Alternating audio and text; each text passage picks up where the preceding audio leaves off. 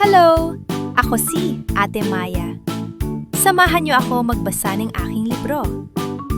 Ang babasahin natin ngayon ay tungkol sa pagmamano. Alam niyo ba na magiging masaya ang mga nakakatanda sa atin tulad din ng nanay, tatay, lolo at lola kung tayo ay magmamano? Madali lang ito gawin.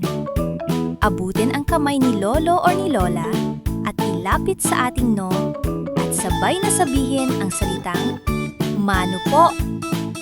Ulitin natin ha, sabay-sabay tayo. Mano po. Very good! Ganyan na! Tandaan, huwag kalimutan ang pagmamano sa nakakatanda. Basa tayo ulit ng libro bukas ha. Hanggang sa muli, paalam!